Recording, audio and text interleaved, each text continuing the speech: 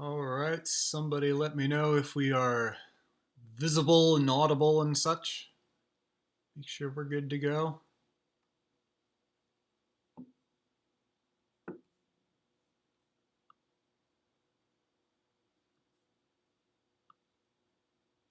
want me to check for you?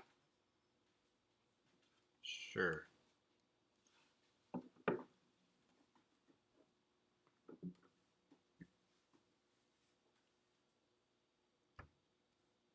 No, we're good.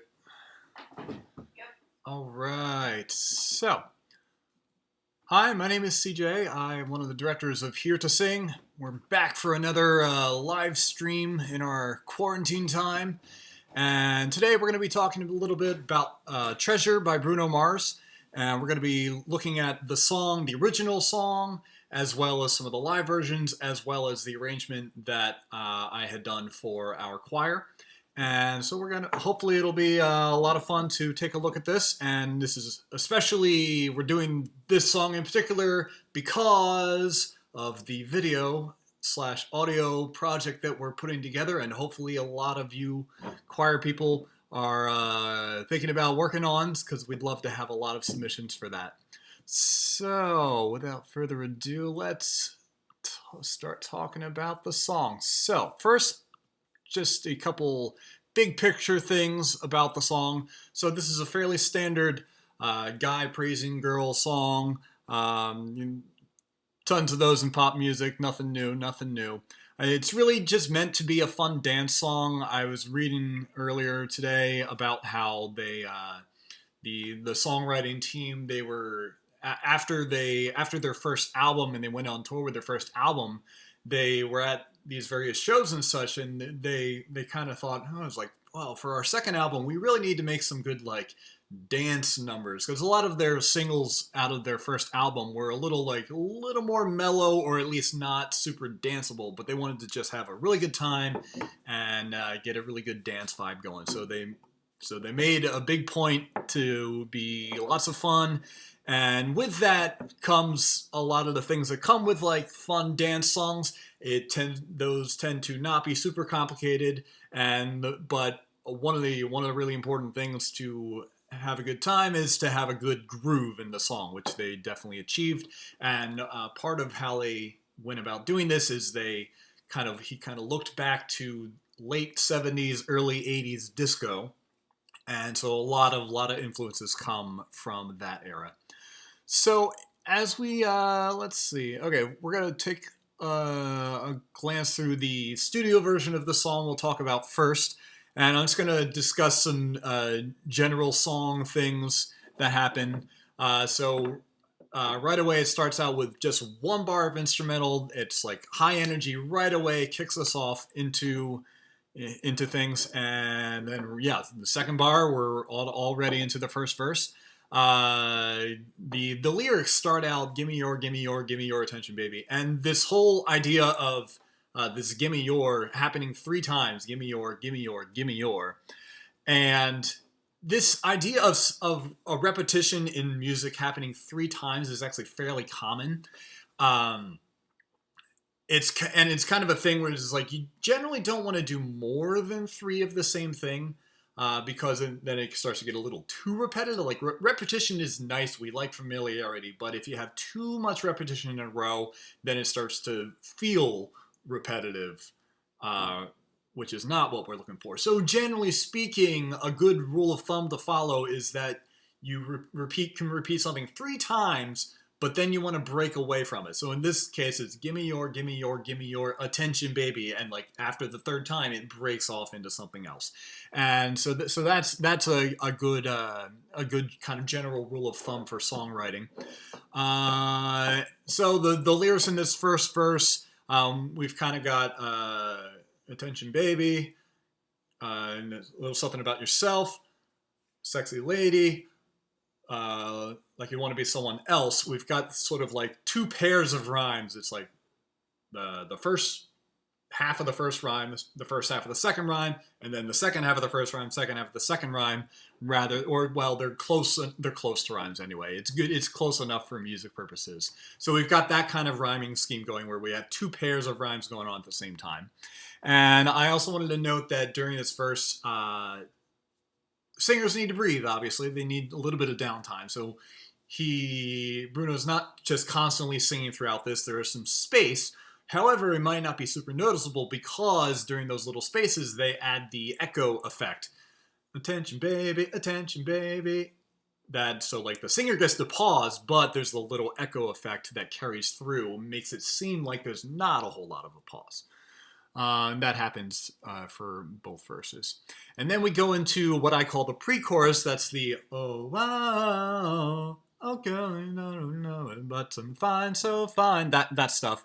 Because it's not, I call it the pre-chorus because it's the same both times, but it's not really part of what you would normally call the chorus, so I call it the pre-chorus. So it's still like sort of part of the verse feel, but extra stuff has been added on top. For example, there's a lot of synth, there's some synth stuff that's been added. The synth bell sounds.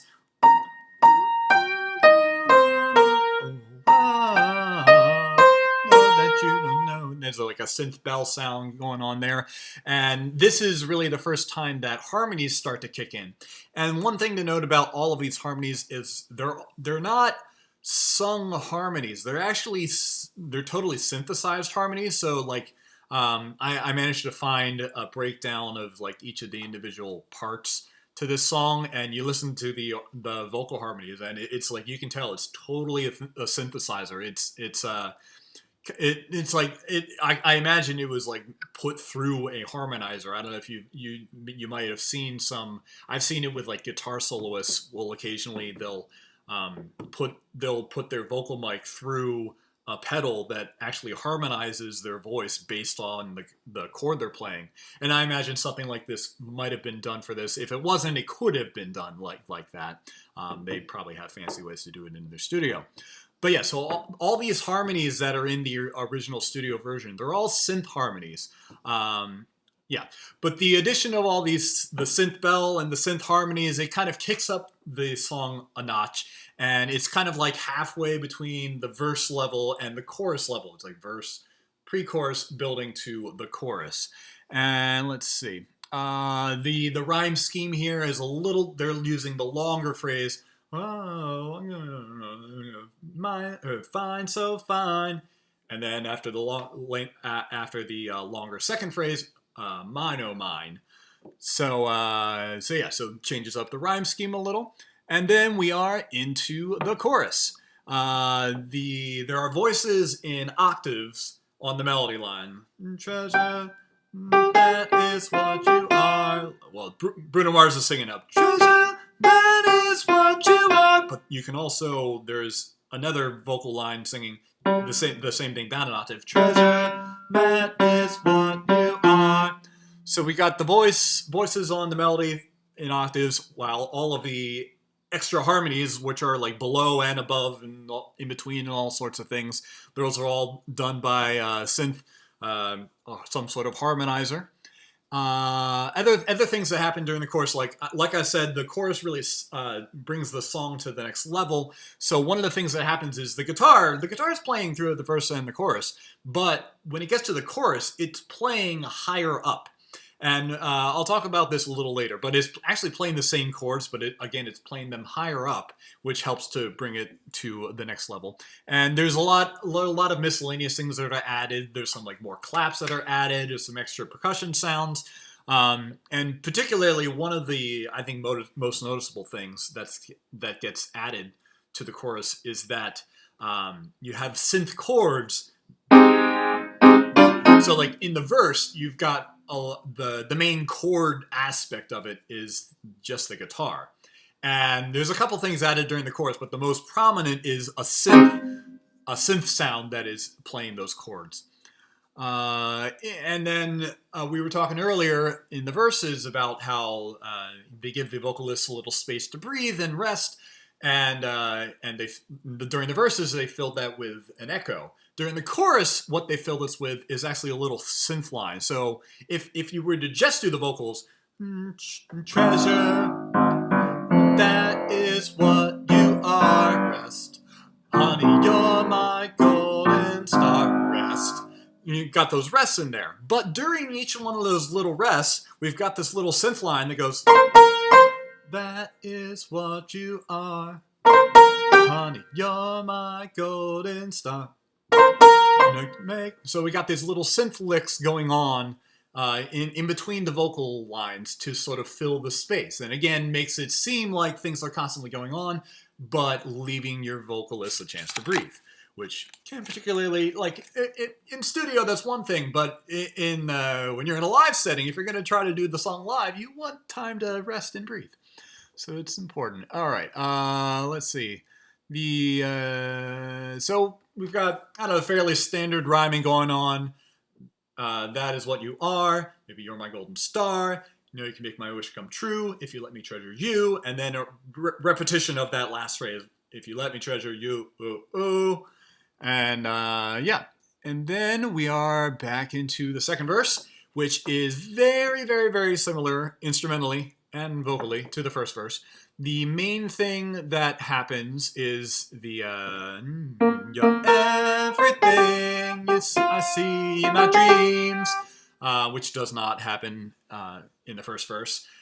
So it's some way to change it up because you don't want things to be exactly the same the whole time. So that was a way to change it for the second verse. And also during that little bit, there's some harmonies added on top of that line. And this also changes up the rhyming, which makes me kind of wonder if possibly when they were writing the song, they came up with these lyrics and they were like, well, let's see. I want to get in here. You're everything I see in my dreams. It's like, well, that rhyming scheme doesn't really work with the rest of the rhyming scheme. But, so, like, maybe they were thought about it and they were like, well, maybe we don't need to. Maybe let's just change it up. And so that's kind of kill two birds with one stone kind of thing, where it's a way to make things new and a way to make things fit the lyrics that you want to use. And I don't know if that was actually what they did, but it's something that maybe they considered. So yeah, but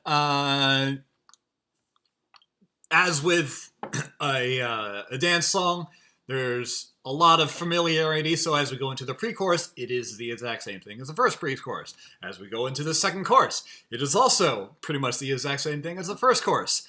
And familiarity, it's good for dancing. You don't want to think too hard about things, potentially, so you can just concentrate on feeling good and dancing. So familiarity can be good for typical dance songs. And we'll discuss later about how they do things a little differently in their live version. After the second chorus, we go into the bridge, which really starts to break things down. Things seem to be a bit more mellow. With these songs, it might not be necessarily the right thing to say that it's quieter, because the way pop music is produced, they pretty much put things at about the same volume, largely to fit well with like radio, because if you're out and about hearing radios in a random store somewhere, the store doesn't want the music to be too loud, and they also don't want it to be too soft, so they put it at a certain volume that works with like the loudest you're going to hear. So if you want your whole song to be heard, you can't really make your song significantly quieter. So that's just to say that while it's not really quieter, it is much sparser instrumentation, which kind of as a result makes it feel quieter. So in particular, in this song, there's a lot less percussion going on during this bridge. Let's see. Where's my notes here? Okay, there we go. Yeah, and here once again we kind of have this sort of 3 repetition thing going on.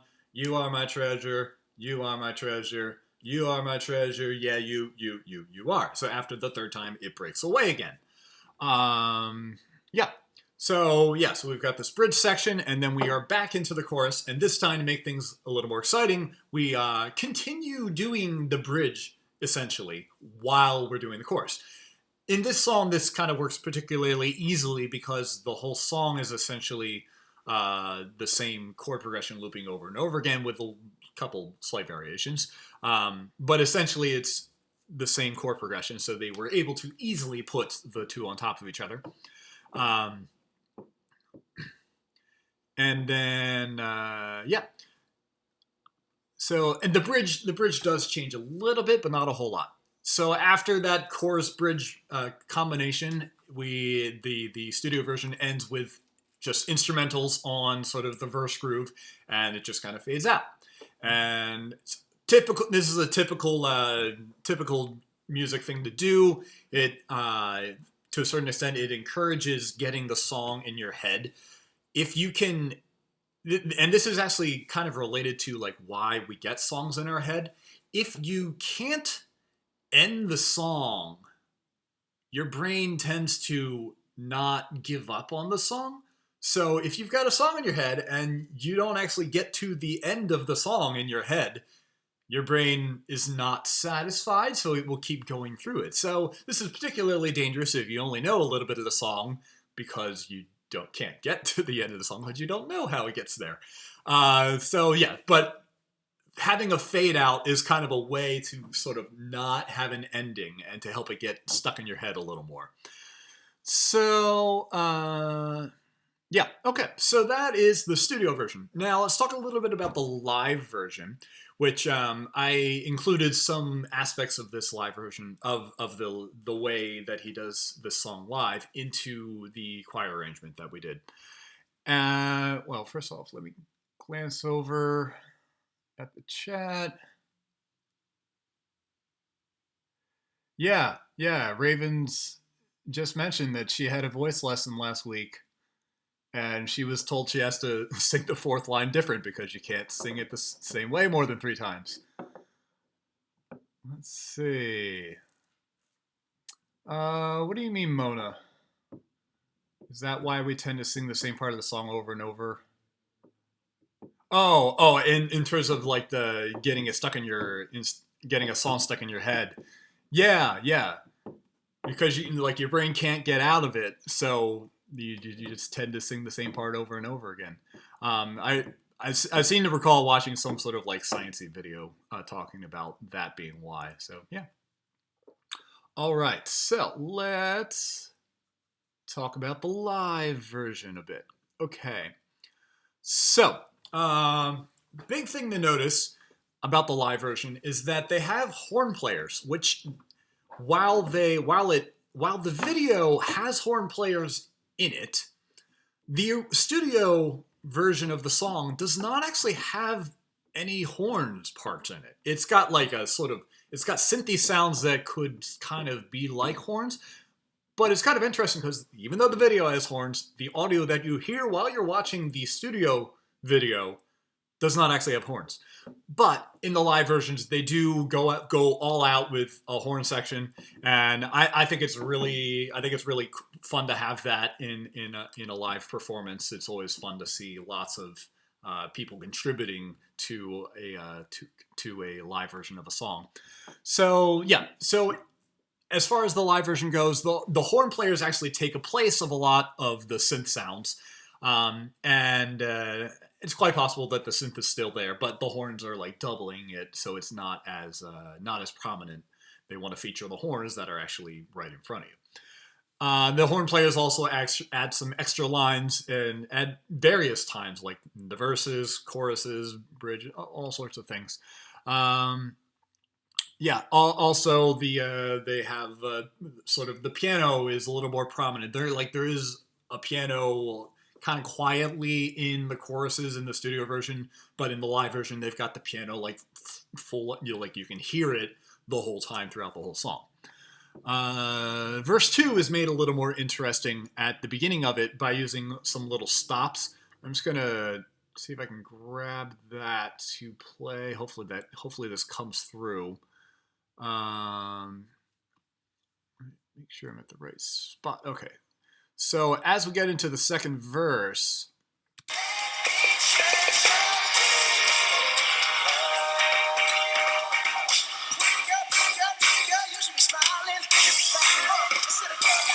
and then they kick it back into the rest of the song, the rest of the verse rather.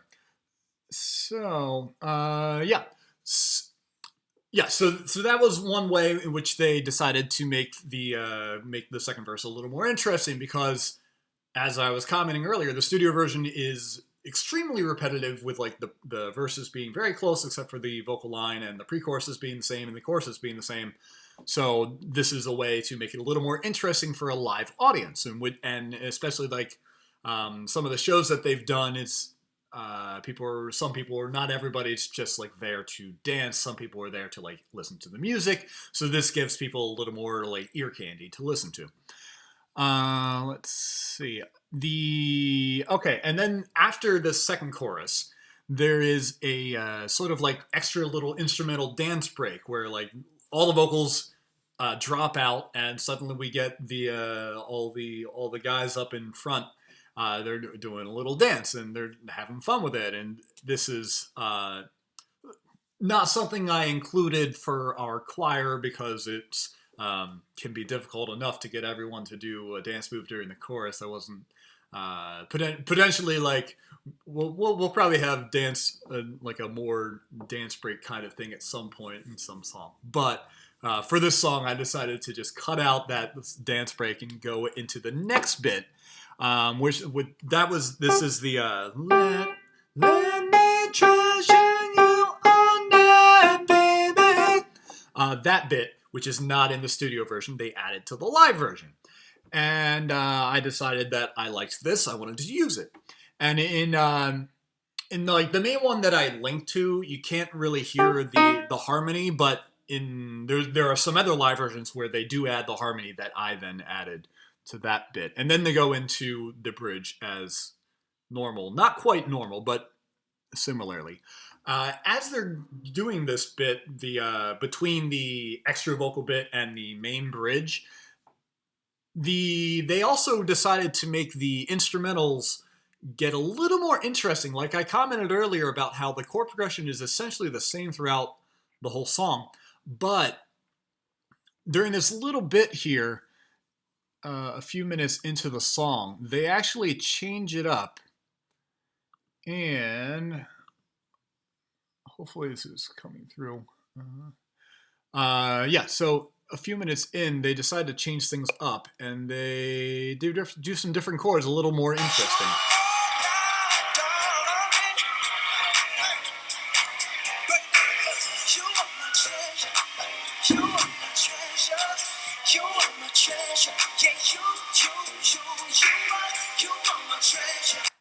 I don't know how well you can hear that, but that's about 3 minutes into the live version that I had linked to in the originals document, if you want to check that out later. But yeah, so they changed up some of the chords, made it a little more interesting. Again, adding a little more ear candy for people who are listening to it live. Let's see. Another thing to note about this bridge in this live version, maybe partially because they added the extra bit right before the normal bridge, when they do get to the normal bridge, they actually don't add the harmonies in until the second half of it, which is kind of interesting. Not entirely sure why they decided to do that. Maybe to give Bruno and the other guys a little more chance to shine without masking everything by the extra harmonies. I don't know.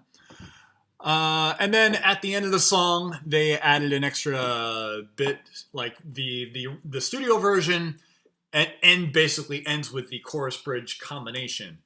But in the live version, after they do the chorus bridge combination, they go into the extra.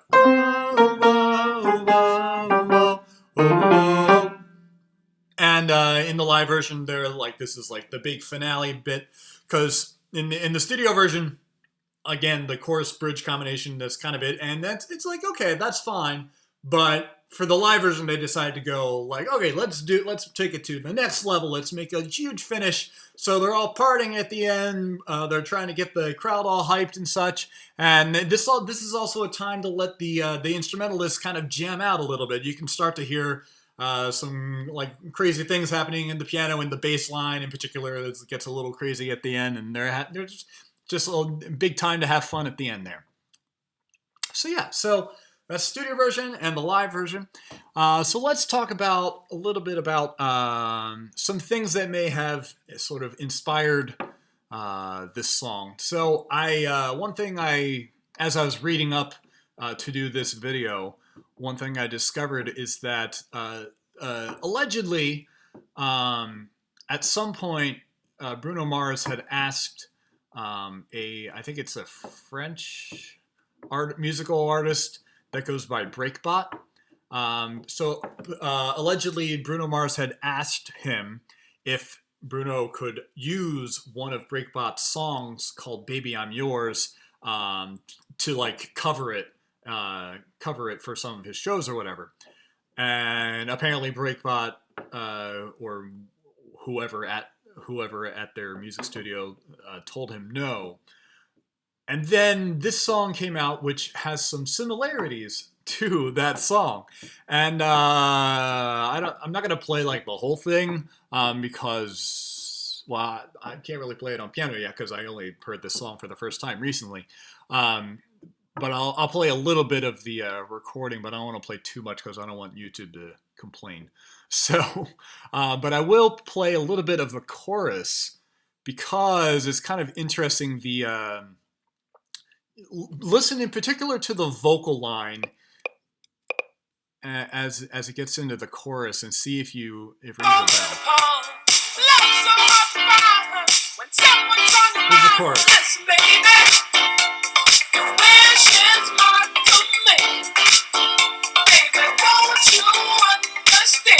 Doesn't that sound quite a lot like that chorus? It's the that is what you are, honey, you're my golden star. It's like that stuff from Treasure is very reminiscent of that bit. And actually, as a result of this Breakbot artist, he actually confronted Bruno Mars about this, and as a result, the songwriters of that Breakbot song called "Baby I'm Yours," the songwriters of that are now credited as songwriters of Treasure because the Bruno Mars's people didn't want to deal with any potential lawsuit that might happen, so they decided and that's actually what a lot of artists do nowadays. If there's any hint that something might come to lawsuit, they try to get around it by just saying, well, let's just credit them as songwriters and make them happy, give them a share of the songwriting money, and that it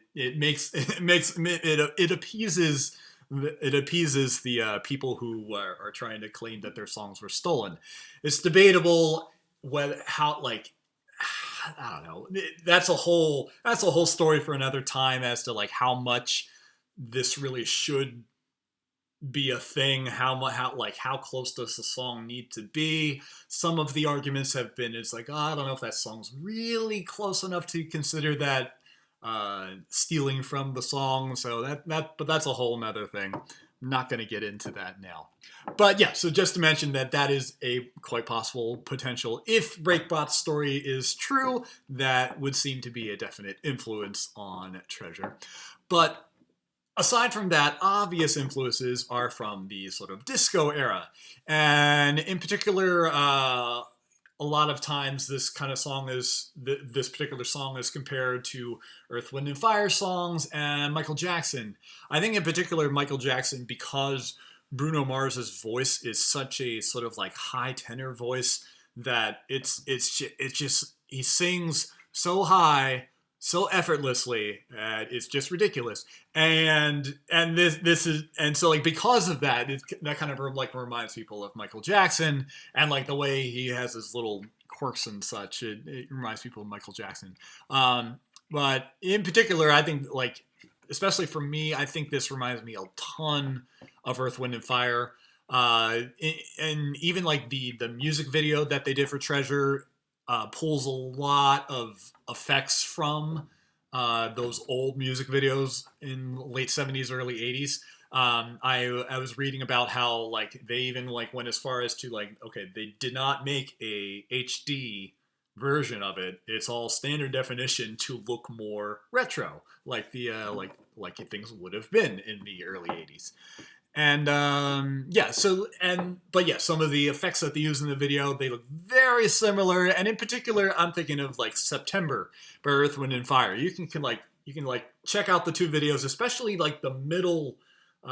There's like a minute in like the middle of Treasure video, music video, or like those effects is like, oh, that looks so much like if you go back to the September Earth, Wind, and Fire video.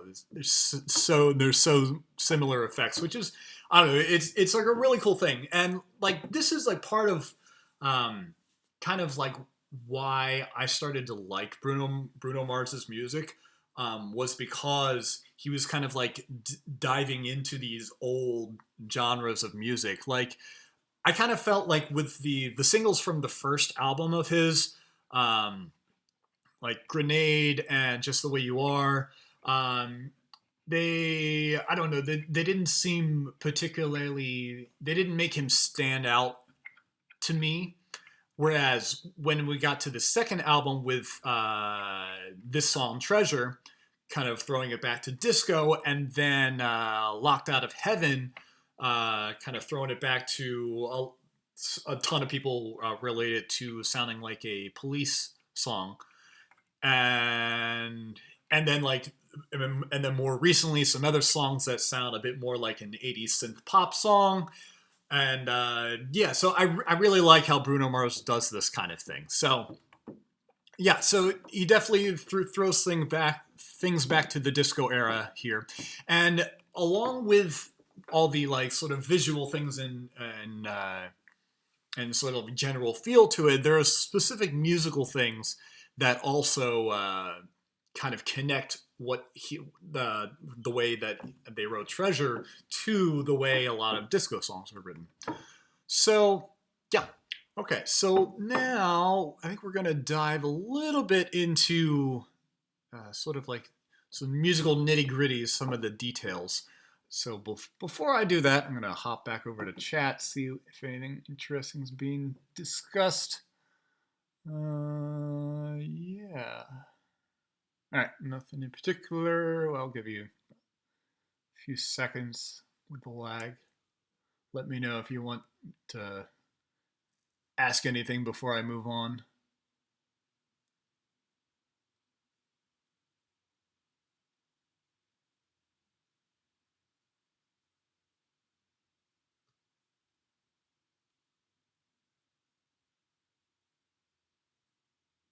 I guess Mona was commenting about the Breakbot song being sounding like the same song.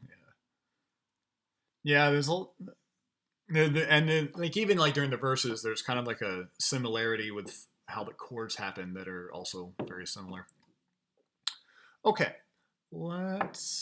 so let's talk about some of the chords to this song. So I talked about how it's tends to be the same chord progression over and over again, and in particular, what this chord progression is. Let's see if I can jot this down somewhere. I haven't used this sheet music at all yet. Let's make a new thing.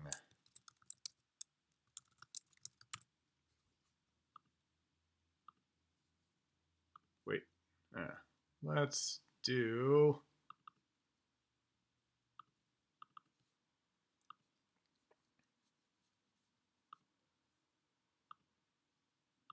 All right.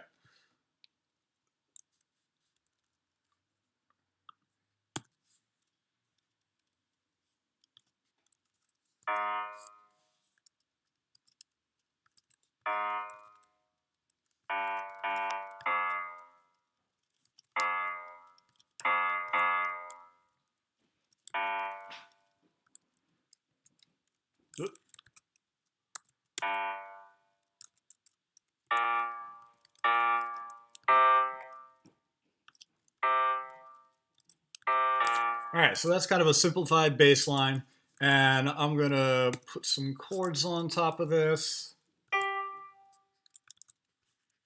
You know what? Let's do it this way.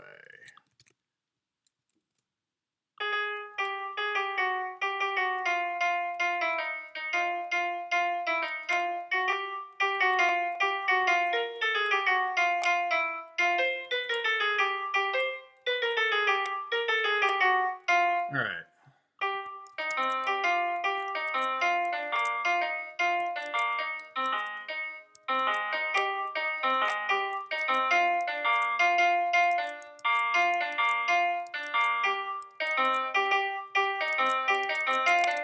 All right, so this is a basic version of the song. This has some of these ties in here. Not that it matters, because I'm just going to play it on my own piano, but just for completeness sake.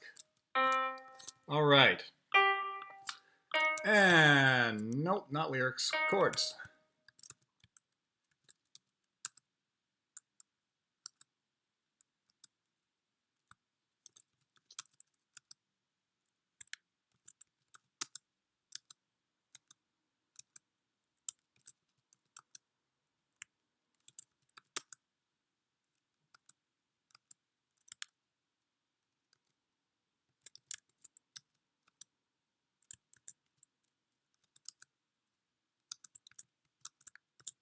All right, so those are the basic chords in this song. Hopefully, I think that should be big enough for people to see. So we've got this A flat major 7, which so a lot of times you can name a chord.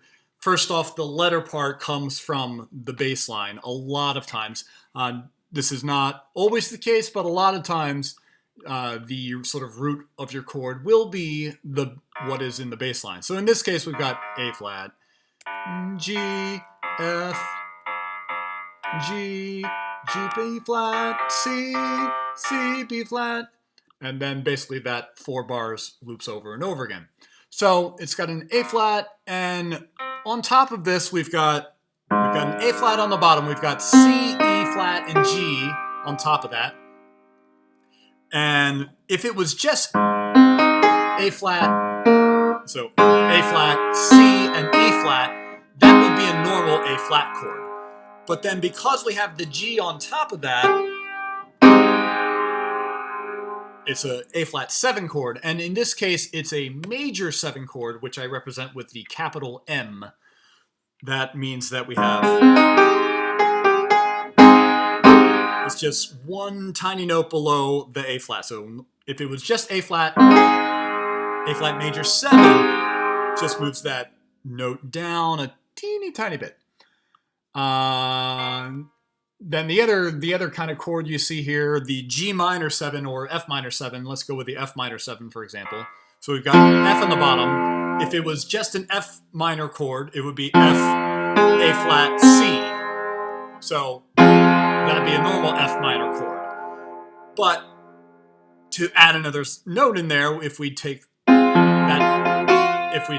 say, the top F and lower it down 2 half steps to an E flat, that is the minor 7. So F minor 7 is what we call the chord. So in a sense, it's an F minor chord with the minor 7, which we just simplify and say F minor 7.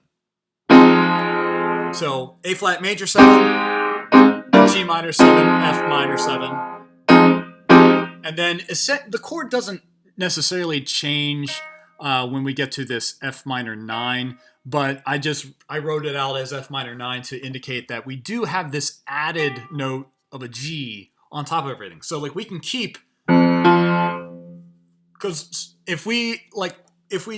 so I mentioned before how if we have the F minor chord, that's F, A flat, C.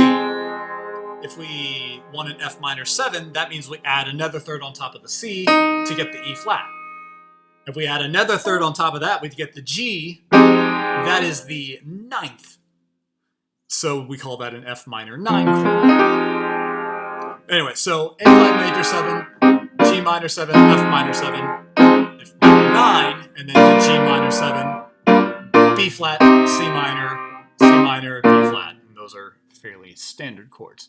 So one interesting thing to note about this chord progression, particularly noticeable, I'm going to, for a second, I'm going to play for you just the guitar part.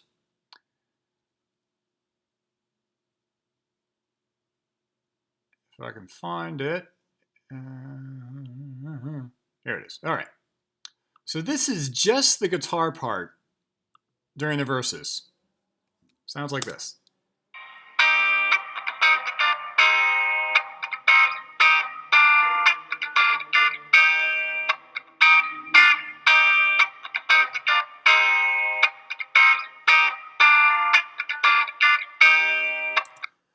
I particularly want to highlight this bit because something really cool, I think is really cool, goes on here. So if you were out of context to hear this guitar part, which sounds like this, it's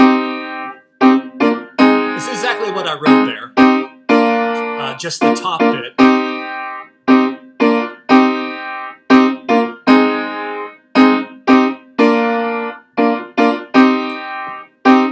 If you were to just hear that out of context, you might in your head imagine the song might sound something like this.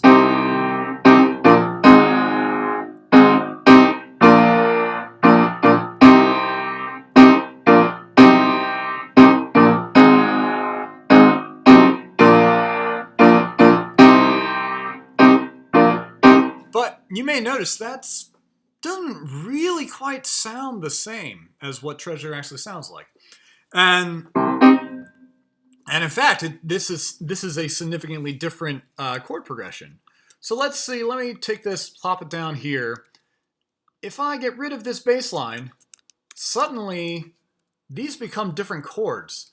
This A flat major 7 becomes a C minor chord. This G minor 7 becomes a B flat. The F minor 7 becomes an A flat. F minor 9 becomes normal C minor. G minor 7 again becomes B flat.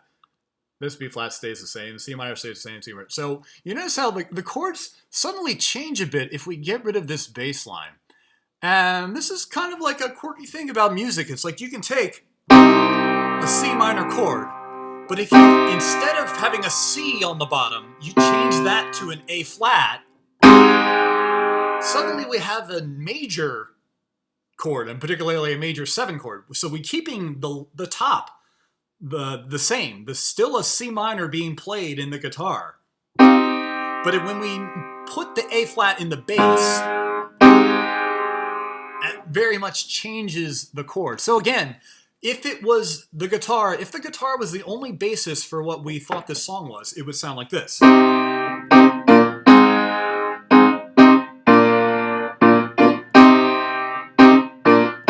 But instead, when we add the bass, the proper bass notes in, it sounds like this.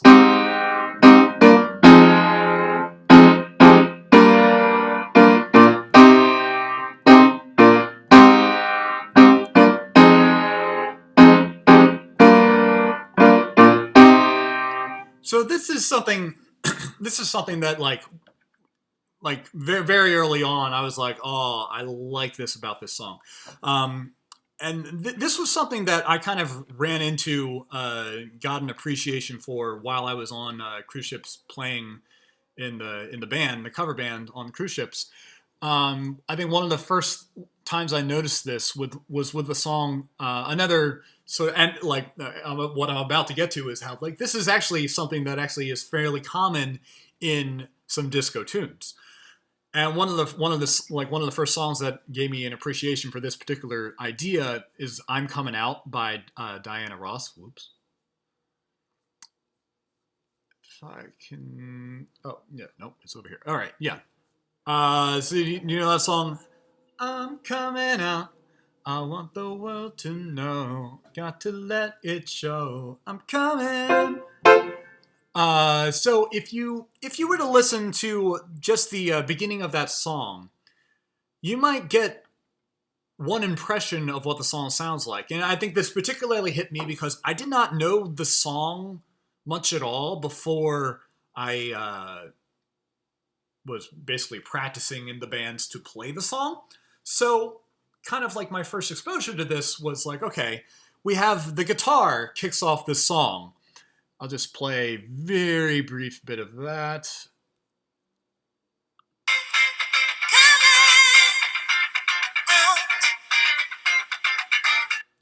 Right to the beginning of that. So hearing our guitar player in the cruise ship band play that, So hearing the guitar player play that, it kind of gives the song sounds like this, a little bit like this. And I'm kind of adding a fake bass line again, based off of what it kind of sounds like it could be. It kind of sounds like I'm coming. Let's see. I'm coming.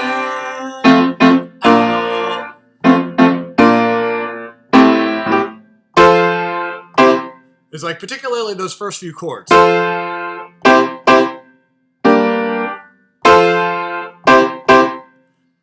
It's kind of got a major feel to it. I'm coming. Whereas once the bass kicks into it, and like there's hints of this with like some of the notes the guitar is playing and the horns that come in, but when things really kick in with the bass and the normal groove, suddenly we take that F chord, but then we add the bass line instead, the bass note, instead of playing an F for that first chord, it plays a D. So instead of being coming, it then becomes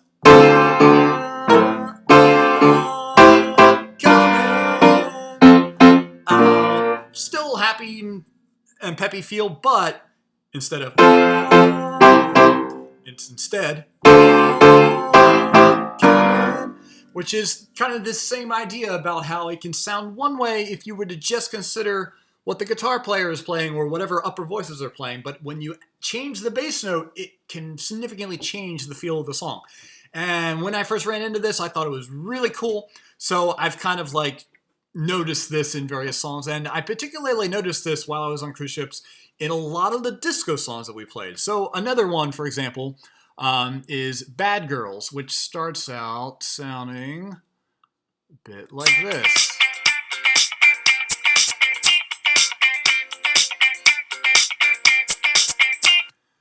So the beginning of that song, coincidentally the same key.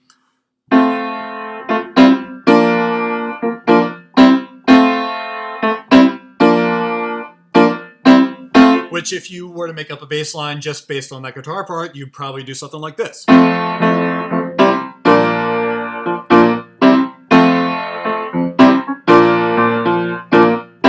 Sounds common enough, but it does not really sound like Bad Girls very much. But, again, once again, if we change the bass note, lower it down a third, instead of that, we suddenly have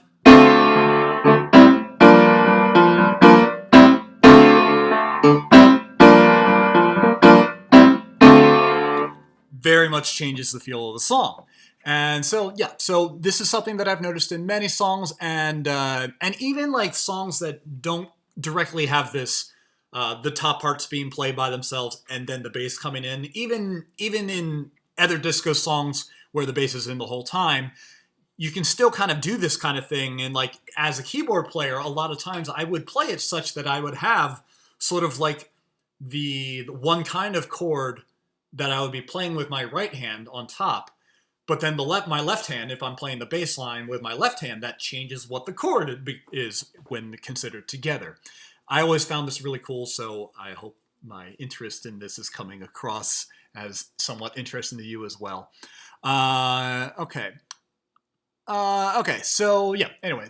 So these four measures here, this is essentially the chords that repeat over and over again. Now, and basically the one other chord in the song is Alright, back in.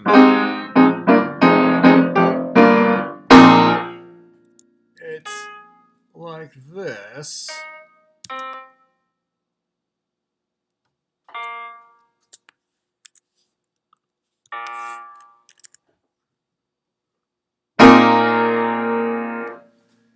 And it's potentially a little bit debatable what you would call this, and sometimes this A flat is actually probably more like a G, so with that, I would probably call this chord.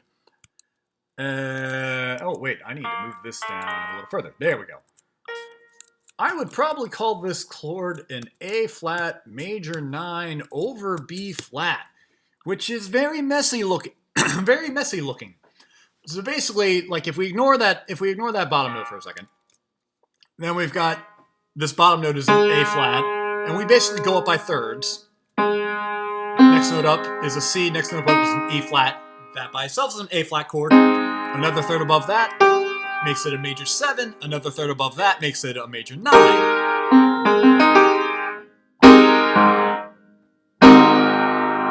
But the bass line has a different note. It has a B flat.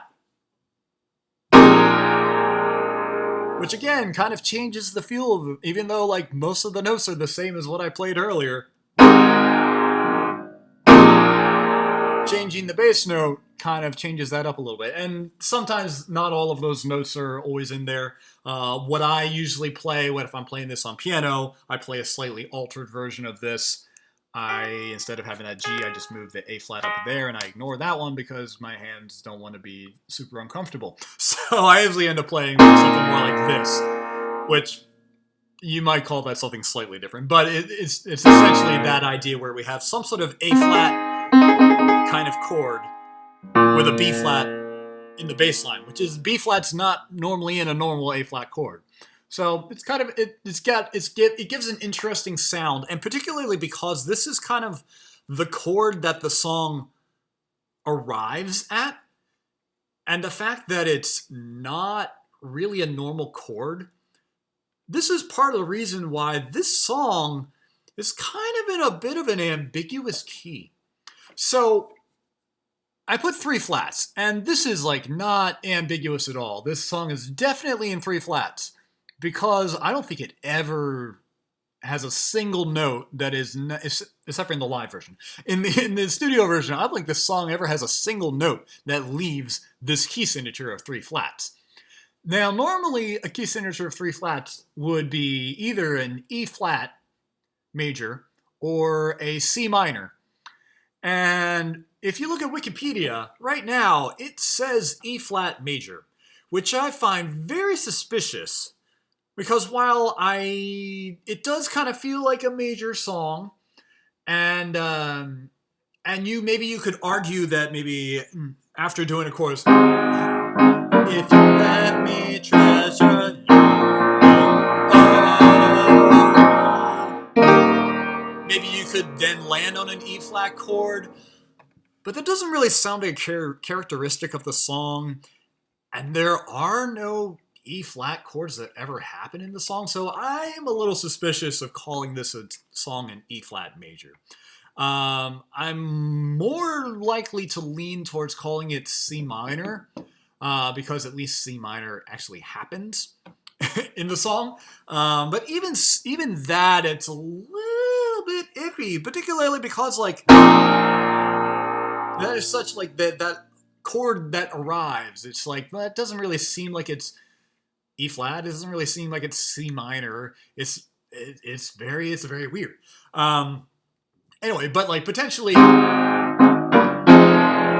would not be this would not be a weird chord progression to land in C minor. And let's say we were to again try to end the final song.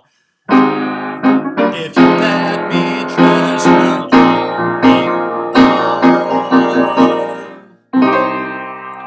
That also sounds like it could be how you end the song. I don't particularly like either of those options, which is if it's up to me, if I'm in a band that's playing this song and if it's up to me, I probably am not going to end with either that or that. I'm probably just going to end on, which is exactly what we're doing with the choir, and this is exactly what I did when I performed this before with the small group. Yeah, because I think that makes a better ending. So, and yeah, that's how they ended live. They don't end with either that or that. They end on that ambiguous chord. And yeah, so like maybe you might call it C minor, but so I had sort of like referred to this a couple weeks ago, that sometimes pop songs, they tend to be a bit ambiguous, even if they're like kind of in minor. Sometimes they don't like feel fully in minor, and like part of the reason, part of what makes classical music sound particularly like, okay, this song is definitely in a minor key, and this is particularly how you would analyze the song. Is like you would say, okay, this song is definitely in minor. Part of what would happen is if, like, let's say we were going along this chord progression, and then instead of going to the G minor 7, instead we're going to go to a G major dominant 7.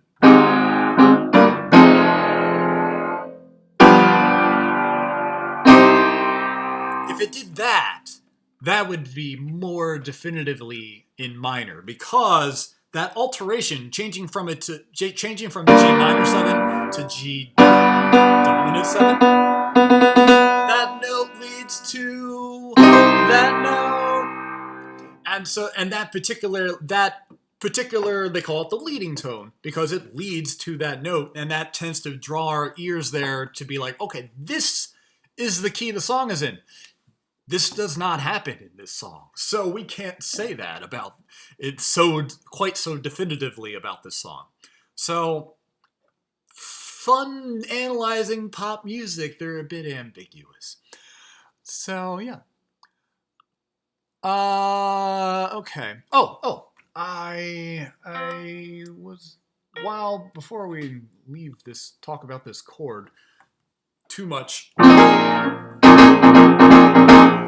Yet another reason why this may remind you of Earth, Wind, and Fire is this is the same kind of chord that September uses for a lot of their sort of like arrivals. So September. And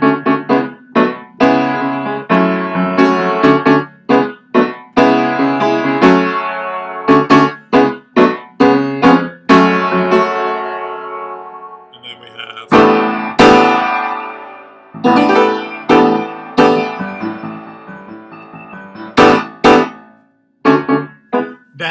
That's that same feel.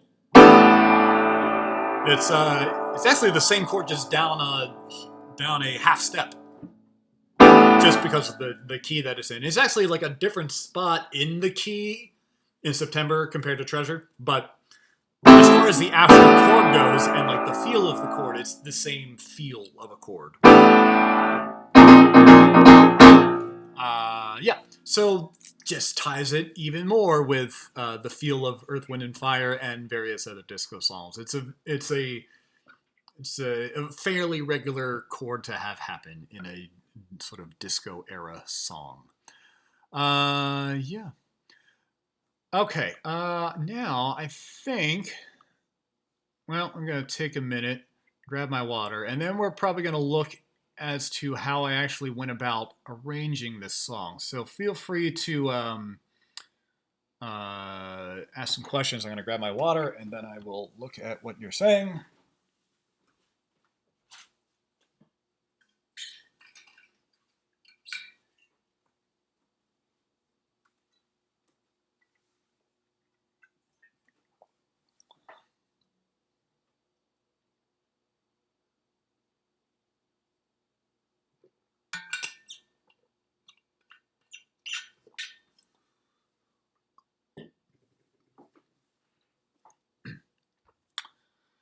All right, so Raven asked, does A flat M, capital M9 imply a major seventh? And that is true, it does.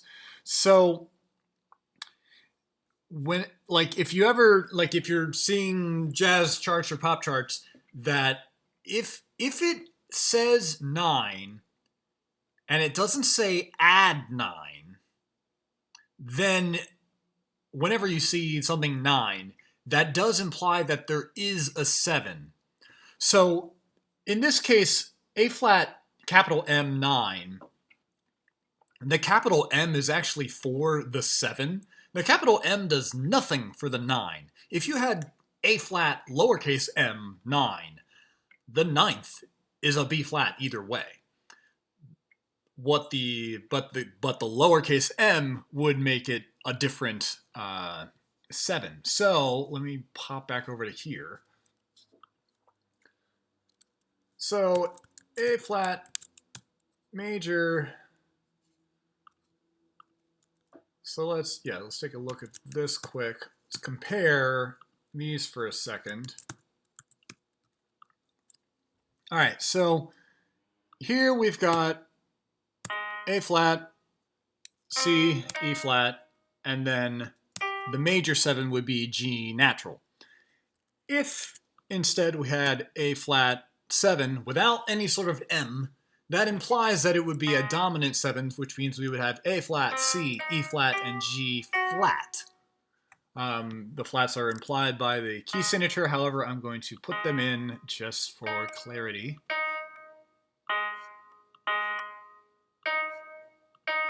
All right, and then let's actually change this. Let's make this super easy. Let's make it C.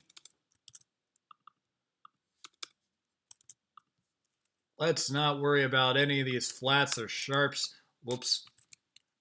Let's just make it the key of C, and I am even going to change the key signature. Close enough. Okay.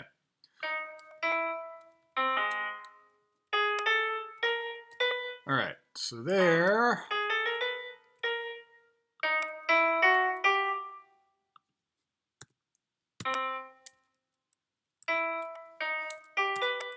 All right. So, so quick note on these various 7s. C, capital M7, implies we have C major, and then the major 7 on top of that. C7 would be still C major, but then B flat on top of that. While C lowercase m7, C minor with the minor 7th on top of that. Now, if you have the 9, if again, unless it says add 9, the 9 implies the 7. So no matter which chord you're looking at, the 9 will always be a D. So for C major 9, we have add the 9, which is a D. C9 without any M's would be C, E, G, B flat, D. And then C lowercase m7. We are still adding the D on top. C minor 7, C minor 9. So so when you see it in jazz or pop charts, the 9 does indeed imply that there is a 7. And again, the exception that I've been talking about is if it said C add 9, something like that. Maybe or maybe not parentheses. That would be different. That, let's see, if we were to go ahead and keep the 9 up there, that would be a C add 9. The add 9 implies that we do not have the 7. And a lot of times you might just see that instead you would have that down in there and get a nice yummy sounding chord. This is where things start to get a little ambiguous though, because sometimes you would see that as add 2. Is there a difference? Not really, not according to what I've seen anyway. Some people would probably try to argue that there is a difference, but I have not noticed there to be a general trend for that. So okay. All right, so if there are no more questions on the chords and such, I will move on to looking at the vocal parts and the arrangement. So one thing about this song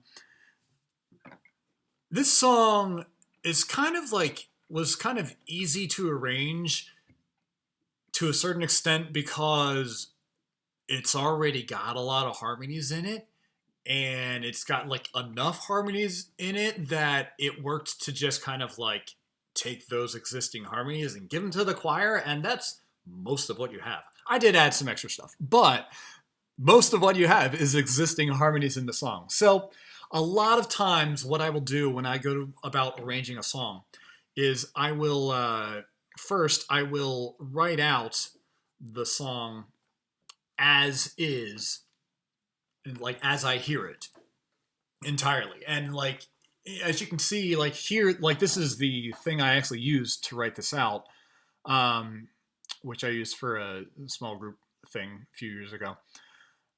And you see, I didn't even bother like writing like proper voice parts or anything. I just called it alto and tenor just to like kind of have placeholder things. And like I knew like later on, I knew like I was going to eventually have four parts, so I put four parts here. But like the intention of this original thing was not to specifically place the parts, the bits within certain parts. It was just to write all of the vocal stuff that I could hear out.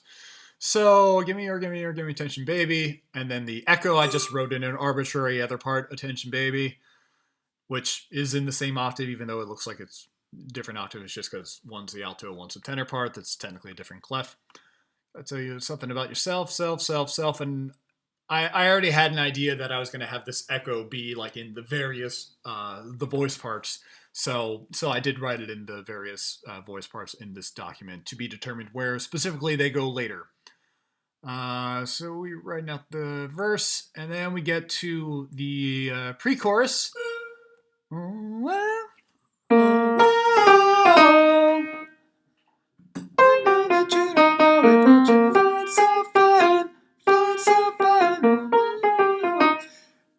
And you'll notice I have a few notes here, a few notes to myself here. Let's see, is this a little small? I'm gonna make this a little bigger for you. There we go. So you notice how I have some little notes in here. Particularly, the reason I have these notes in here is because as I was listening to this song, I was noticing that the studio version harmonies and the live version harmonies are a little different. So in the live version, like you can, particularly there are certain live versions where you can hear the vocal harmonies better than other live versions. So like in a couple live versions in particular, like you can hear like so the melody line is and like this harmony part that I currently have in this third line here.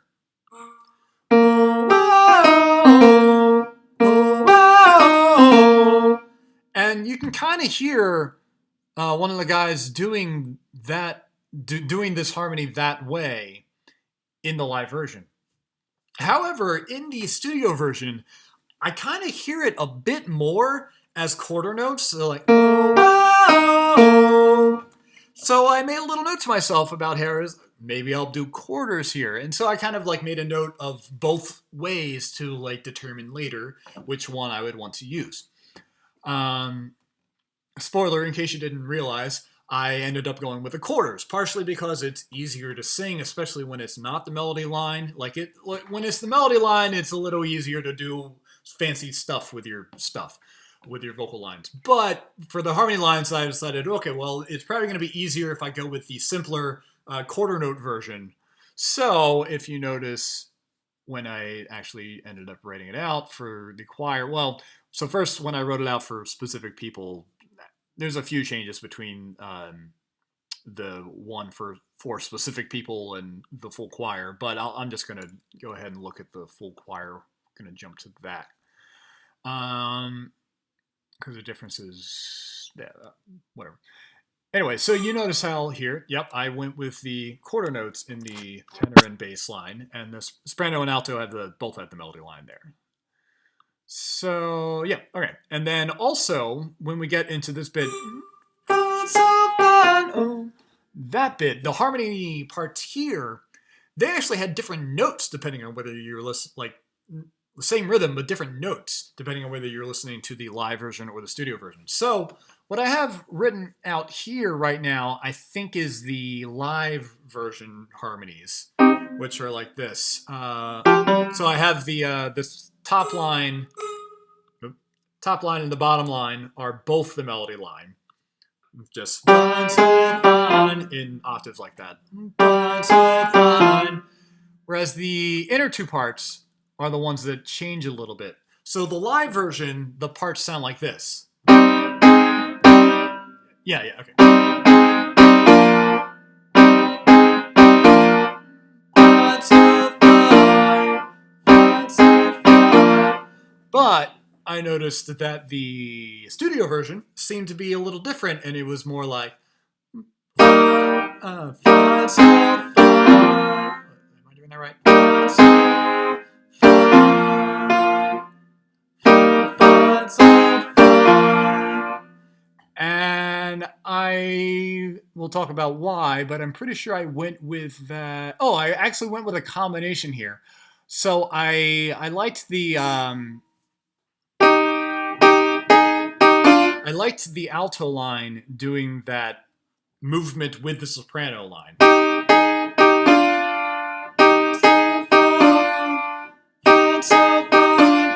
As opposed to the other idea I had in mind, which was fine, so fine, staying on the same note while the sopranos move. But the tenor line, I did not go with the... I didn't go with that. I decided to go with the fine, so fine. That's here. Instead of that. Fine, so fine. I didn't do that. I did fine, so fine. Part of this was because, quite honestly, part of this is because I had been, singing along with the studio version so much that I was used to the studio harmonies a lot more than the live harmonies. But there are some, potential other reasons, too. So, for example, let's pop over to this one. Okay, so for example, let's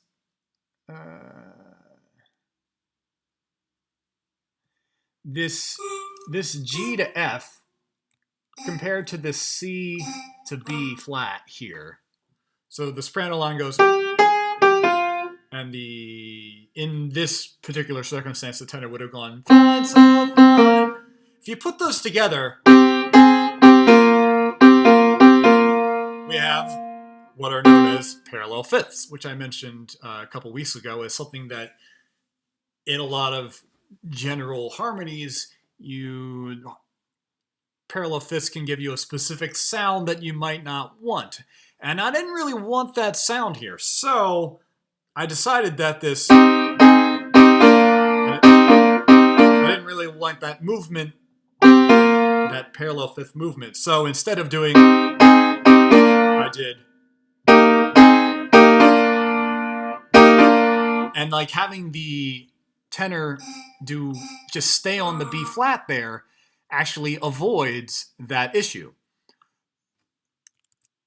So yeah, so that is a one of the reasons why I went with that idea. All right, and then the second half of the pre-chorus is very similar. Similar slight differences there. And then during the chorus, once again, the harmonies are slightly different between the studio and the live version.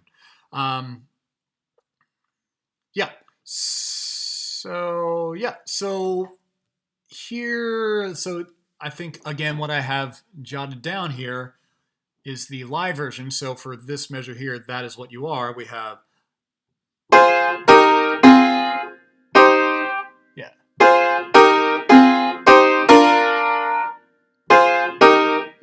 That is what you are. Or the melody line is... That is what... Or, that is what you are. That is what you are. That's the way they do it in the live version. However, in the studio version, they do...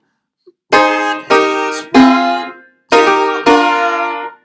Again. That is what and to a certain extent, it's a matter of preference, what you like better potentially. But I decided that either I was more used to, or I think both, that I'm both more used to, and I liked it better. I liked the way the studio harmonies worked better. So, sorry, that was a combination. And I like the way those chords sound. And once again, this doing it the way the studio version has it. So this is this measure here. You notice how the soprano part that I ended up going with is different than this soprano part. Just that one note here. And the tenor part is also different than what I ended up going with. I went with that note being in E flat instead of an F. And this avoids a couple of the parallel motion things that you would run into with the harmonies that they do live. Not sure why they decided to do different harmonies live than in the studio. But, so for example here, this C to the B flat and this F to the E flat, that is once again this parallel fifth motion, which I didn't want to have. And here, the C to B flat compared to the G to F, that's parallel fourths, which is slightly better but still not always desirable. And so if you go with the studio harmonies, you avoid both of those issues, because now we've got the C to the B flat compared to the E flat to the E flat. Well, this part doesn't move, so that's not parallel motion. And then again here, that part does not move, so those are not parallel motion. So we avoid that issue there. And yeah, ultimately it's whatever you feel like sounds better, but that's what I felt like sounded better, and that's potentially a reason why I felt like it sounded better. So similar notes throughout the rest of this chorus. If you let me treasure you. But yeah, but as far as the rest of this goes, this is pretty much, it's all stuff that's like already in the song. So I didn't have to do a whole lot of harmony writing. It was just kind of deciding between those harmonies. The only thing that I would say I probably did a little bit of is just at the ending bit here, the yo, oh, oh. It's like, okay, it's, especially when you get these sort of like synth harmonies, it can be a little difficult to distinguish amongst them. It's like, okay, that's the melody line, and on top, and really at this point, the synth harmonies get a little, they go particularly high, so they're probably more like they're like way up in the upper range. But I didn't want everybody to be singing up there, and I didn't think it was necessary. So instead of doing that, I instead kind of like brought the lines down a bit. So instead we have, and to a certain extent, this was just kind of parts that I felt like fit. Sometimes when writing harmony lines, I sing it along with the original to see if it seems to fit. Because ultimately we're doing the song to original or pretty close accompaniment, and usually the melody line is going to be the same. So generally, a common thing that I will do is I will sing my proposed harmony part along with the original and see if it fits. And so yeah, so these are harmonies that I came up with that seem to fit. And you might notice how the alto and tenor line are actually very close to each other here. Hop to where I actually used it. Yeah, okay. Yeah, the alto line, particularly on these two notes, are very close to the tenor line. And then we kind of have a normal sounding chord at the end there. But at the beginning here, we've got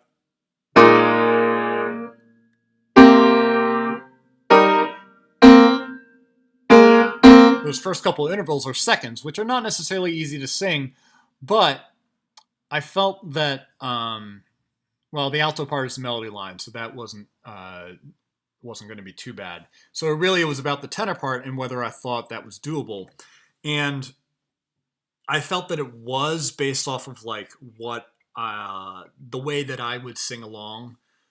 That because I'll just like put it out there that whenever I would sing along to this song, I would sing what became the tenor line in this choir arrangement.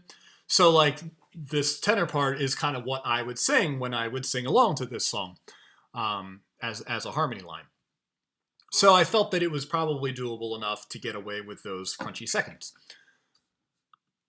All right. And then the second verse, which when I did it with a small group, we did with live instruments, and we did actually do those stops that I mentioned in the live version. But what I didn't have a good luck finding a instrumental recording of that, so couldn't do that in our choir version. Yeah, and then we go into the second verse. Let's see if anything's different here. You're everything I see in my dreams. This is just writing stuff out again. Things repeat. Things are the same. And then in this particular thing, I just wrote out. I didn't write out the little added bit. I just went right into the bridge the way the studio version does. And these harmonies, again, like I made a little note here, 8 VA, because really this tenor part is more something that I would hear being up an octave, because again, it's the synth harmonies. They can do whatever with synth harmonies. They don't need anybody to actually sing it. So I was actually hearing this part an octave up, but I knew I didn't want to have people sing up there, so I brought it down. Particularly this part, which ended up becoming the bass part, that was like a particular harmony that I heard in the song. And in this case, the bass part is what I would generally sing when I was singing along to the original. So I made sure to have that in there. Otherwise, it was just kind of like about like filling in. It's like using the chords that the vocal harmonies are doing, but putting them in a range that seemed to fit better with what makes sense for our people. And also, sometimes you don't want to have things too high in a live in a live setting. Sometimes you want to avoid having too much higher than the melody line, because sometimes it starts to mask the melody line. So that's kind of another reason to not put things up too much above the melody line, as opposed to like if I had put this harmony line way up where it is in the original. They can get away with it in the studio because they can mix the melody line differently than they mix the harmony lines, but that's not as easy live.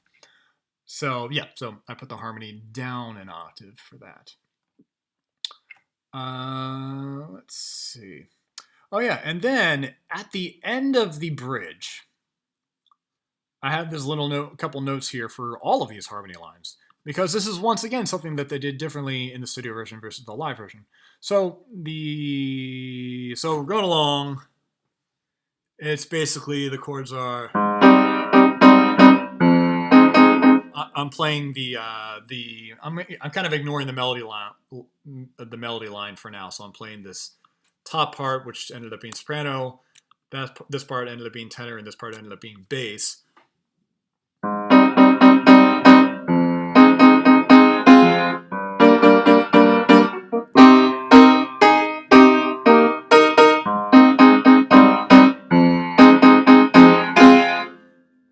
And then if you were to repeat the same thing the second time as you did the first time. So the first time, oops.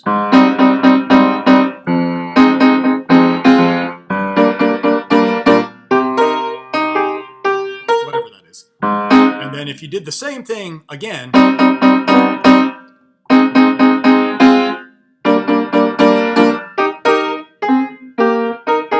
that kind of thing, then you would get what they do live. However, the chords don't stay the same between those two times. So in the studio version, and what I decided to do is not the same exact thing. I made it a little harder for you all.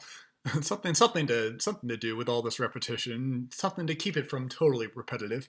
I did change the chord to what they were doing in the studio version. So again, the first time is. And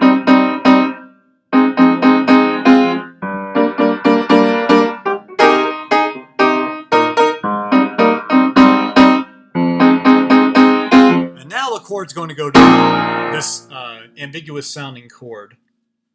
So the harmonies then ended up becoming.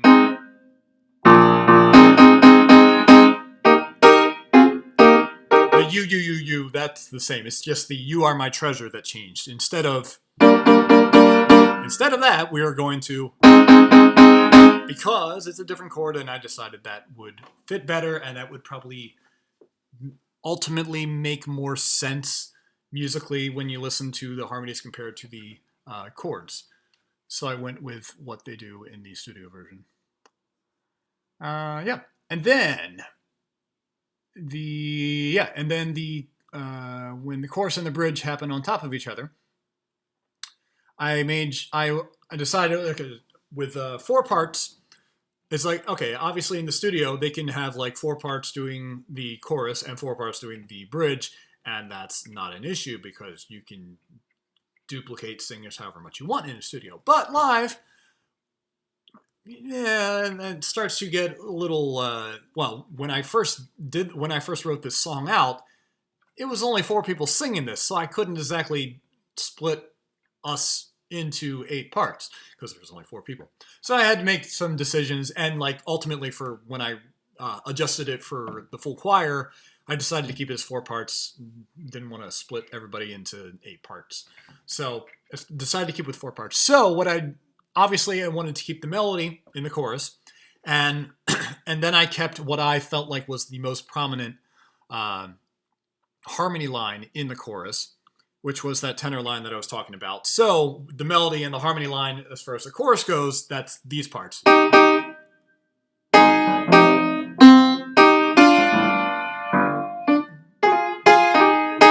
So, that is what you are, honey, you're my golden star. That kind of thing. Those 2 parts together. Those were what I decided was the most important parts in the chorus. And then the most important parts in the bridge I decided were the melody line.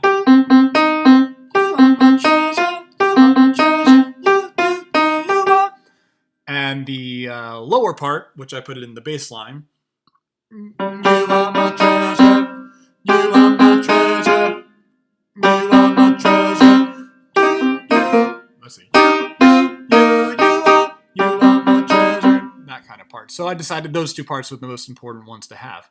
So then, okay, well, I'll get to that thought later. So yeah, so that's basically, as far as writing out the song as is, that kind of ended things. And this is where the studio version ended, as far as vocals go. And then after this point, I decided to write out the extra bits that the live version have. So we have the "Let me treasure you all night, baby." And then in some live versions, but not all live versions, you have the harmony line that I ended up including. And then they go into the bridge.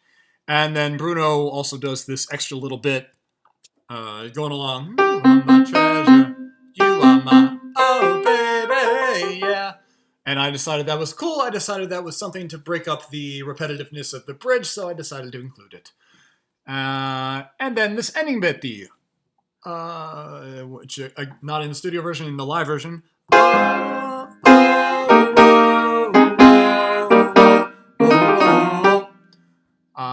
Which, when I originally wrote this out, that's as is. They just do the oh, and then Bruno or one of his other one of the other guys would like say something in that, but in between time.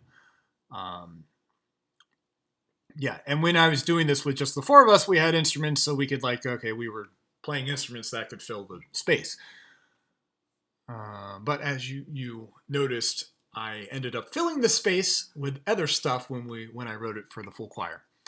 All right, so then some things to consider as I went to write this actually for specific parts. Let me see if anybody's saying anything. Nope. All right. Yeah. So when I wrote it out for who's singing what, let's go ahead and take a look at the version that I wrote for when it was just four of us singing this. I just had one person on the melody line during the verses, which made a little more sense in that context.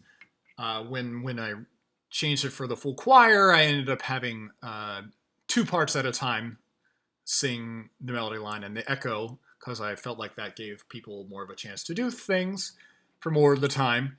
It makes more sense to do that in the choir context, I felt. Whereas with only four people, it makes a little more sense to give individuals a chance to shine. And then I decided to pass this repetitive echo, the self, self, self, self, amongst the four parts. And I decided to go back and forth between the a lower voice, a higher voice, lower voice, a higher voice, to kind of get a back and forth feeling. And I threw around the melody line amongst the various parts to give everybody a chance. And likewise, for the full choir, we have the alto and bass start with the melody line for the first half of the bit, and then for the second half, the soprano and tenor get the melody line. The oh wow, based on where the harmonies were, it seemed to make I guess it was a little bit debatable as to like who I was going to give what part. I decided to double the soprano and alto on the melody line here, and give the tenor and bass the what are essentially the tenor and bass parts, the harmony lines. And I'm trying to think. Let's see. I guess I didn't particularly want the melody line to be down an octave for the bass part, which is another option I could have used, and I didn't particularly want the lower. I could have given this tenor line. I could have given that to the altos, and then given this line in both the tenor and the basses. But when I initially wrote this out, it was for individual people, and that makes a bit of a difference when you have two people singing a harmony part and only one person on the melody line. Then that tends to stick out. The harmony line might stick out a bit more than the melody line. You don't really want to do that. And I decided there was no particular reason to change that when I wrote it out for the full choir, so I kept it that way, as soprano and alto doubling the melody line, whereas tenor and bass are taking the harmonies. Yeah. And then, let's see. Yeah, and then I split the harmony parts the way, basically, the harmony parts for the Fine So Fine and Mine Oh Mine are basically the way they are in the actual thing, so I didn't have to do much there. Going into a quick note. So I talked about the parts of the chorus and the parts of the bridge, and that I wanted to keep when they were layered on top of each other. And so to not make things more difficult for people, I decided it's like, well, whatever people are singing, like whichever parts are singing the chorus during the chorus bridge combination, they should probably be singing the same parts as when they have a chorus normally. And likewise, whoever's singing the bridge parts during the chorus bridge combination should probably be singing those same parts when they are singing the bridge. So I kind of had this in mind as I decided who was going to sing what. So probably, so I could have considered doing some other things. I wasn't going to consider giving the melody line to the tenors, because Bruno Mars is not a normal tenor, so I wasn't going to have tenors try to sing up that high. And in the case of writing it for four people, I was the tenor, and I didn't want to sing the melody line because that's a little high for me. So yeah, so I gave the melody line to the altos. I did have the sopranos above that, but to counteract that, I have the basses doubling the melody line down an octave. And this is something that does happen in the original, so it made sense to do it that way. So the chorus didn't have to make too many crazy decisions because I basically put the parts where they are for the most part. Um, yeah, and then not much changed between the 4-part version and the full choir version. Second verse, similar ideas with 2 parts at a time, and then blue being passed around. The "You're Everything I See in My Dreams." Again, I'm doubling the melody line in the bass part, so alto and bass have the melody, and then the sopranos above the melody, tenors below the melody, but above the bass. And and so that seemed to work okay for part ranges. So I stuck with that. And okay, then we get to let's see, for the 4-part version, when I got to the bridge, the sort of breakdown section, let me treasure you all night, baby. I gave that to 2 individual people to do the melody and the harmony line there for the little interlude bit. But for the full choir, I decided, well, no reason to give that to just a single part. I gave both soprano and alto the melody line there, and then the tenor and bass added the harmony line a few measures later. And then when we get to the bridge, this is particularly where where I definitely kept in mind which parts I wanted to sing what at the end with the bridge and chorus combined. So the chorus, it seemed pretty clear to me that I was going to have the altos on the melody line. So since I wanted the melody line in the melody line in the chorus obviously needs to happen in the chorus bridge combination, and that's going to be the altos. If I want them to sing the same part as they were, that's going to be the altos. So that meant that if I'm going to have the melody line in the bridge also happening, that means I couldn't put the melody line in the alto part, which meant I had to put the alto line. That essentially resulted in I had to put the alto line, or the alto part, or the melody part in the soprano line for the bridge. So once again, melody line in the alto part for the chorus, melody line in the soprano part for the bridge, so that when they combine, they're both singing the parts they normally do. And things are easier that way. So yeah, and like the soprano and alto part throughout this bridge they're like over and under each other, and ultimately I think the soprano is probably on average lower than the alto line, but because of that whole ending bit that I decided to keep it that way. It's not like I was pushing the altos way above the range. They're only going up to a B flat. That's not a big issue. And it kind of makes sense anyway because with that extra letter, oh baby, yeah, and having the sopranos going higher anyway, so it worked out. So that definitely factored into who I gave what part there. And but the most prominent harmony during the bridge. So that I talked about that already, about how I wanted that particular harmony part from the bridge. And since the tenors were already singing the harmony part from the chorus, I gave that prominent harmony part to the basses during the bridge. And so I just kind of like fill out the chord. And again, these are like synth harmonies that can kind of go wherever. So I just like based on, okay, well, I have the soprano has a melody line, the bass has a prominent harmony. So now it's just about filling out the chord where it makes sense in their ranges, which may or may not be where they actually happened. I think I mentioned earlier that this part I was actually hearing up an octave in the original, but I took it down an octave so I could then give it to the tenor.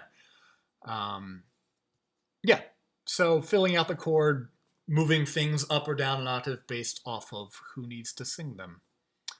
Let's see. And then chorus and bridge combined. Basically talked about that. And then into the the ending bit. Now, when I wrote this out for the quartet to do, I just had the ending bit as they have it, And I think I did a little bit to try to, I might have like done a little bit to try to hype up the crowd in the little interludes. I'm not sure if I actually ended up doing anything or not, but I thought about it. But we were playing instruments, so it felt okay to do that. But with the full choir, we're not playing instruments.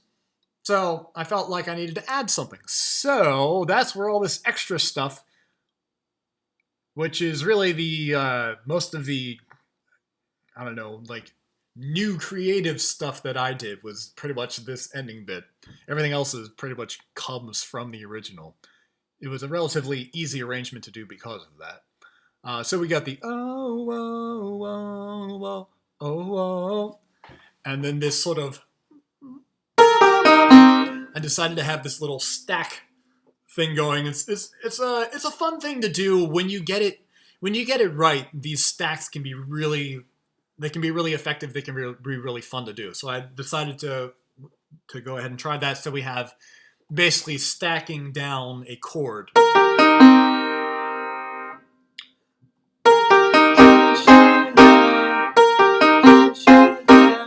And I decided that kind of rhythm, I don't know, I felt like it made it kind of follows the a lot of times the chords are going like it's kind of got that offbeat feel, so I decided that made sense for the vocal lines to do treasure, yeah, treasure, yeah. Kind of, it's the offbeat feel that the chords tend to have in this song. And then back to the oh oh oh oh oh oh. And then you are my treasure. Yeah, I decided to make this kind of go up more. Again, this is kind of like the big ending, so we're getting really big here. So the first part, that's like in that range, and then the next one, it ends up a little higher, and it's on the fully major, the vocal parts at least are on a fully major chord, as opposed to earlier they're on the sort of like bass altered minor 7 version. It's like the same idea where it's like still an E flat chord, but if you add the C on the bottom, it kind of changes a little. But to have it more effective, the second time around, I made it the normal E flat chord in the vocals. Oh, oh. And then, so originally I just had us do the oh, oh, oh, oh, oh, oh, ba-da, ba-da, ba-da, ba-da, and we like ended instrumentally because we were playing instruments. But I decided I didn't want the choir to just stand there for the last couple measures. So I had us transition back into the oh, oh, if you let me treasure your oh, oh, because I felt like that made a more, I don't know, a more satisfying end for the choir rather than just, because that way they can cut off with the end of the song rather than stand there silently for a couple measures. So yeah, so I decided to kind of like, it keeps the oh, but then I transition back into if you let me treasure. But then those parts are basically the same as they were earlier, and I maybe made a couple adjustments based off where the parts were coming from, but essentially I just hop back to what people had. So yeah, so I think that's about it. Trying to think if there was anything else that I wanted to mention. I don't think so. I think that was basically all that I had in mind. So, anybody have questions? You can feel free to type something in. We'll stick around for a few more minutes and answer any questions you might have. And then we'll wrap up after that. So, thoughts, questions, feelings? How's everyone been doing?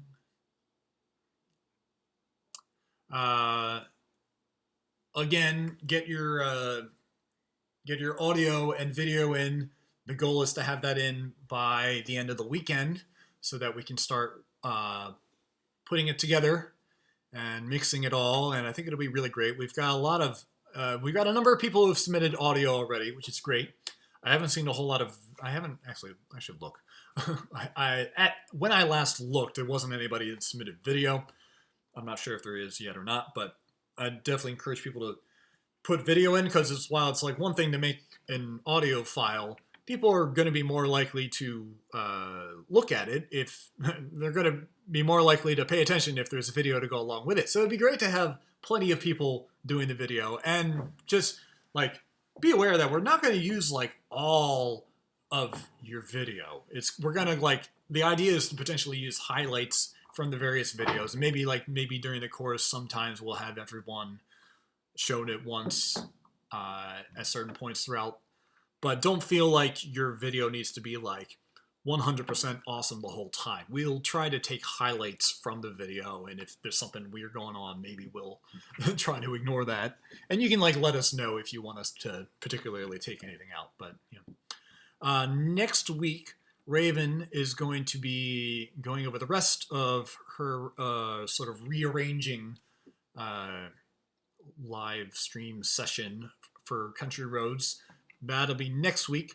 I think the following week I'll probably talk about the medleys and mashups that I've done for the choir so far, and how to particularly go about doing that kind of thing as far as the arranging process goes. So things to look forward to in the next couple of weeks. All right. I don't see any questions that have come my way, so I think we'll wrap it up. Thanks so much for tuning in, and hope to see you before too long, but we'll definitely see you online if nothing else. All right, have a good night.